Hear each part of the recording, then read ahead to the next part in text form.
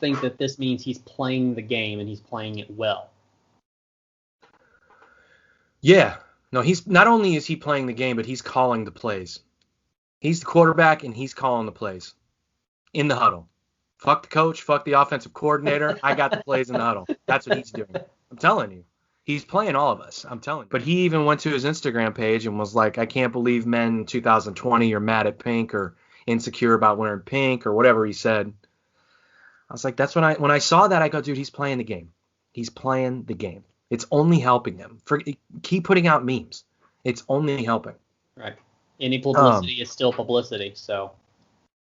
Yeah, but it's that, but it's also showing that he evolved as an artist. He really started settling into who he is. Not that he didn't know who he was before. I just think he has a record label to answer to and a career to sort of, he has to take a specific approach and in a safe, and I'm using air quotes there, approach. But he settled into his own, and now he's developed this sort of style, this image, and all that good stuff. So without that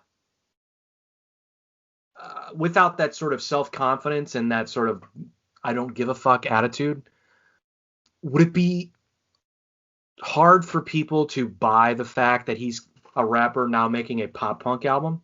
Maybe. Right. But because he's so self-confident and because he has the I don't give a fuck, it's a lot easier to swallow for most people.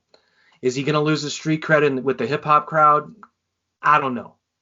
But if you look at the timeline of all the things that have gone on with him, he puts out a really successful record that was very much a rock-tinged sound mixed with hip-hop, right? He worked in a lot more, and the album's called Bloom. He worked in a lot more rock and roll, pop, and mixed it in with hip-hop.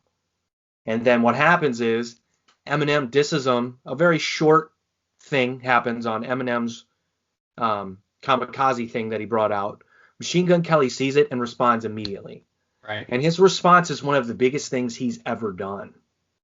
Now, did he win that battle? I don't know. Eminem's comeback was funny and it was clever and it was creative. But Machine Gun Kelly did his in 2 days. It took Eminem 2 weeks. And then right after Eminem put his out, Machine Gun Kelly goes on the biggest hip-hop radio show in the universe and calls it a 6. He goes, yeah, it was whack. It's a 6 at best.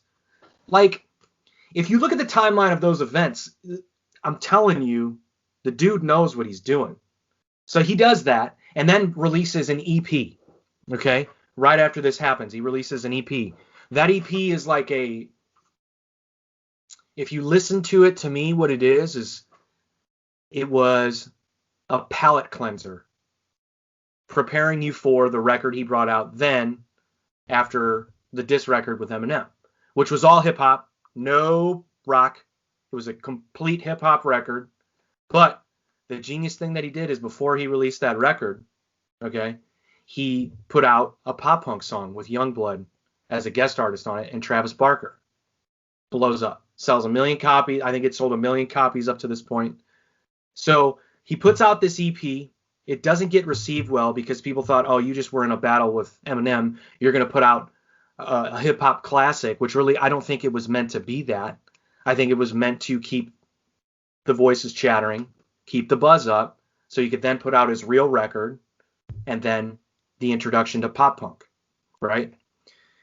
So when I'm looking at the timeline of those events, I'm just going, man, I think he's playing it perfectly. Or it could be total luck. Coincidence, because yeah. It could be. I don't think that's the case.